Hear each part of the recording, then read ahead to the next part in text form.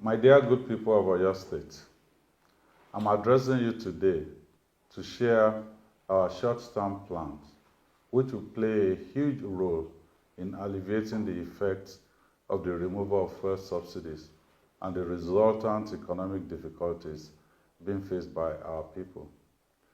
You will recall that on June 9, 2023, following the removal of fuel subsidy, we announced measures to be taken to cushion the effect of the removal.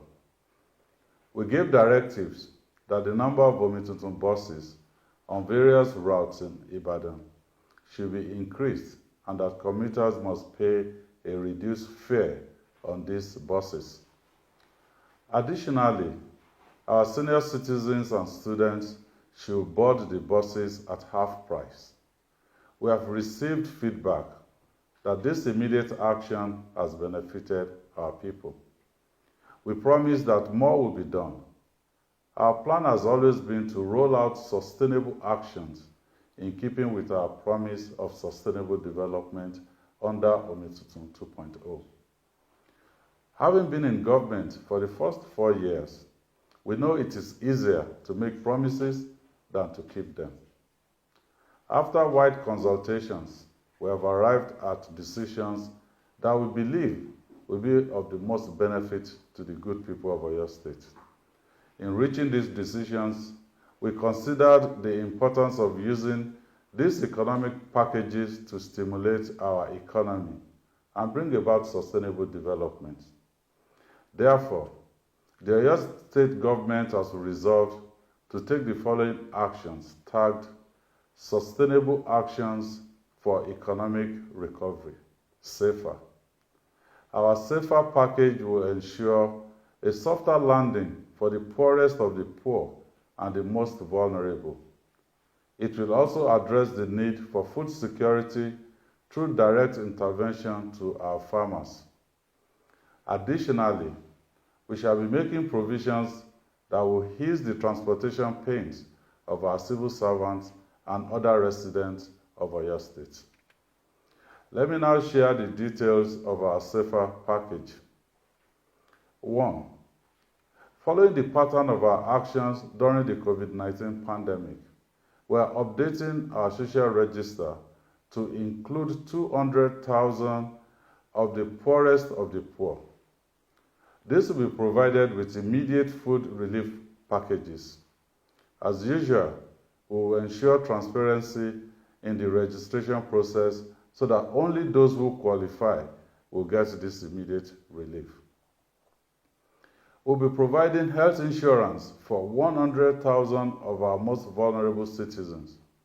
We'll be paying their 1-year health insurance premium under the Oyo State Health Insurance Agency, OSHA scheme, so that they have access to quality health care without paying out of pocket. The Omituntun bus service will be extended to cover intercity routes from Ibadan to all other zones of Oyo State. Details of their routes will be released in the coming weeks. So we will have the buses going from Ibadan to Ibarapa, Ibadan to Ogbomoso, Ibadan to Okeogun, and Ibadan to Oyo. The fares will be kept at low rates, while our senior citizens and students will board the buses at half price. Our farmers have not been left out. To ensure food security, we will be distributing additional inputs to 10,000 farmers. This is in addition to the input support being provided under the World Bank-assisted Oyo State Cares program.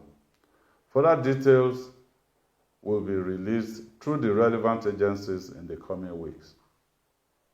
Our youth agripreneurs, who were trained under the Youth Entrepreneurship in Agribusiness Project, YEP, and have established businesses, will also have an opportunity to contribute to food security and sustainable development, as they will receive enterprise support of 500 million naira under the SAFER package.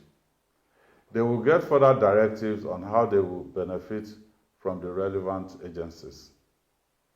We have also resolved to assist small businesses to stay afloat through low interest rate loans with the provision of 500 million naira facility.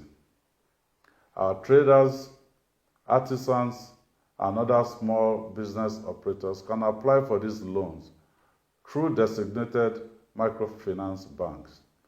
Details of how they may enroll for and access these loans will be announced by the relevant agencies. Tertiary institution students in Oyo State will board the Omitutu buses at half price upon showing their school identity card. We will also be meeting with the student leaders of tertiary institutions in Oyo State to agree on further measures which will be added to the safer package for students. Before I announce the next part of our safer package, it is imperative that I make the following observations. In the last week, the Oyo State leadership of the Nigerian Labour Congress, NLC, and the Trade Union Congress, TUC, have made it impossible for Oyo State civil servants to resume work at the State Secretariat. As a government, we believe individuals and groups have a fundamental right to protest. However, we also believe in the axiom, your right ends where the right of others begins. Therefore, while the leadership of the union may choose to continue with their protest, they do not have the right to restrict the workers in Oyo State from accessing the Secretariat to carry out their duties as usual. With the Oyo State economy being fragile, any act that disrupt the economic wheels of the state is economic sabotage. I have therefore directed the state security apparatus to ensure that the workers of Oyo State regain access to the Secretariat starting this Monday, August 7, 2023. I'm also, by this, directing all workers of Oyo State to resume at their duty post on Monday, August 7, 2023. As a government, we remain open to parleying with the labor to ensure that the rights of the workers of Oyo State are protected. We encourage the union leaders to return to the negotiating table to discuss any increases in salary or possible harmonization of pension payments. Let me also state that the Oyo State government remains one of the most favorably committed to workers' welfare in the entire federation. Since May 2019, we have paid all civil servant salaries and pensions on or before the 25th of every month without fail.